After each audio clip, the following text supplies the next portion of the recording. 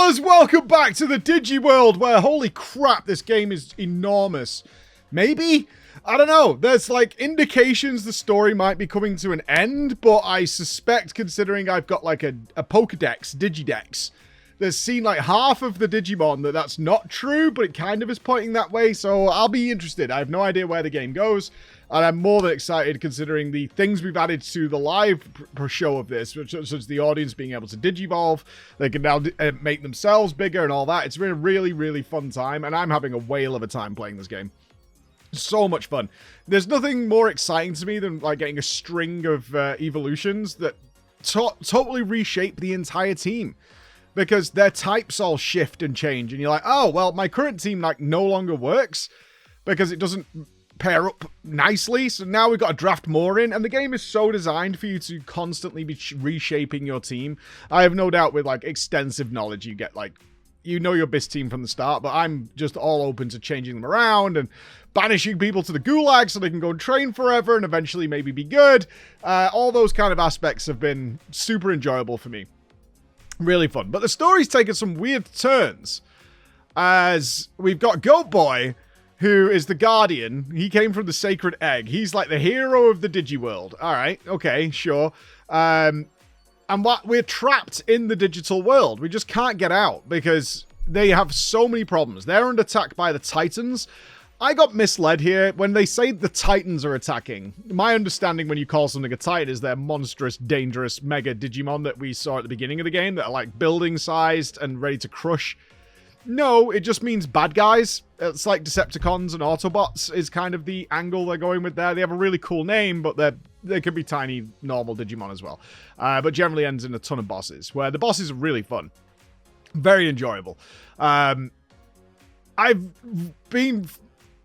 fully up to date with what's going on.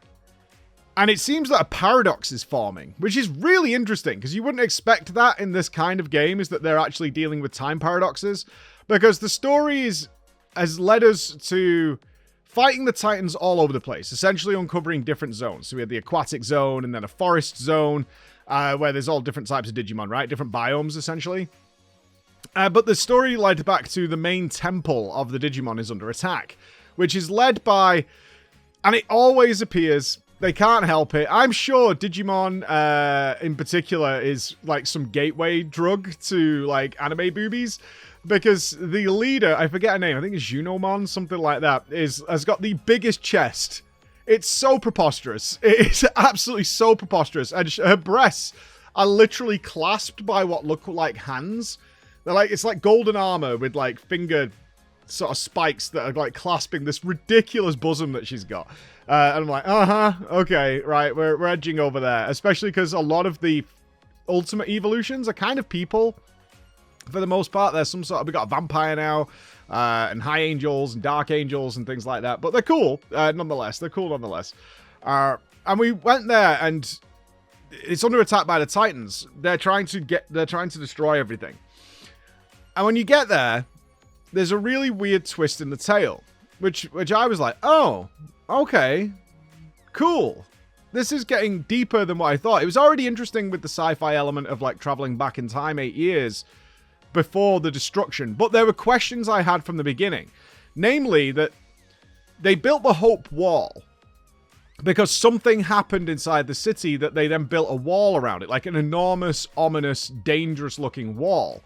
To surround that area of the city. And we're talking maybe 100 feet high, like a proper, keep the kaiju out type situation. But they never really discussed what happened in there. And it seems like the records were lost, right? There's a lot of that goes on in this game, and maybe it happens across all of Digimon as well, is that they call them anomalies, but very regular they bring up, like, all information regarding what happened here was scrubbed and erased. Like, people kept uploading stuff to, like, YouTube, and it was just constantly being destroyed, and they can't find evidence.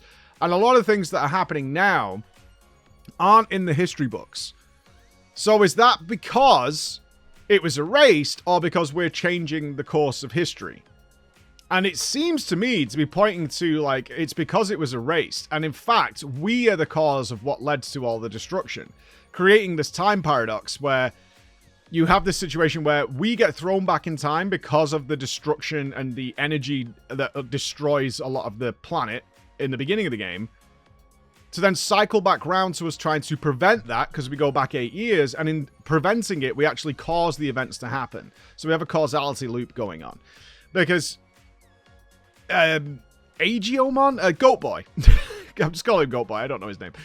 Goat Boy has a dilemma in that the portal's opened and the people have to go back to the real world and his friends.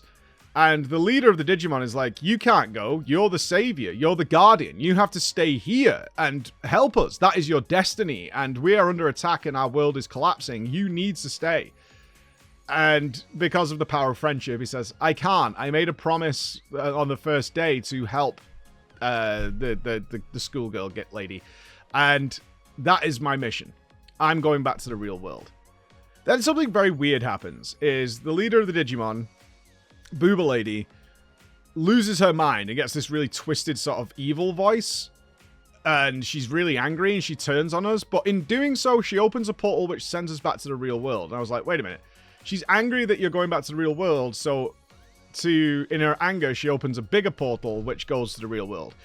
But then you see what actually happened is she opened a portal so big that it sends all the Titans there. So it's like, she's like, you're going to the real world? Fine, go to the real world, but you can take all the Digi-World's problems with you as well. And she sends all the Titans there, which results in the catastrophe, which looks like what's going on, which is the initial catastrophe, which causes the destruction of the area, and then the building of the Hope Wall to go with it. So I'm like, oh, we're actually responsible for the problems that lead to the destruction. That's what's going on. So I think that's where we're going with this causality loop, which is very, very interesting. Really interesting. So I'm kind of into what's happening there, along with doing all the dungeons and stuff. I'm kind of not determined, because I know there's going to be something which is just an abomination to create, but to find most of the Digimon. We finally opened it, and I've done like 180 or 400 and something. Seen, not caught. But I'm constantly like trying to maneuver them to get them to turn into new things, because I don't know what's there. I think they've shown us a glimpse of what is available in the game, and there's going to be some really weird ones. I love the changes that we make. Like, now I've got a tank who's terrible, so he's probably got to go. I've got some guys that are really good. They're off training. I've also got some very overpowered ones as well, namely Shreki and Teto. Are extremely strong. Not strong enough to take on a boss that was 3 times our level in one of the dungeons I was in. I got close. I got close. I really almost stubborn Mike engaged to tackle that boss. I had to do a lot of maneuvering and skill lineups and thinking to try and overcome it, but frankly, the level difference was too high. Like, even if I could have survived, we wouldn't have had the mana to kill it by any means. But that kind of fun and challenge is what's there, because the day-to-day battles are very easy. You could just skim through them very quickly without them being much of a problem and move on with the game, which is great because you're also collecting new Digimon while you do that. But you're also looking for that like hard battle like we had with the big fist hands guy and then these kind of battles. And it just suddenly flips. I don't know if that'd be off-putting to some people. It's like, it's a very easy breeze, even if you don't know what you're doing. And then you'll hit a boss that's like, well, now you need to know what the hell you're doing. And it sort of skyrockets in sort of focus. But because it's not too regular that happens, I don't mind it. I really like it.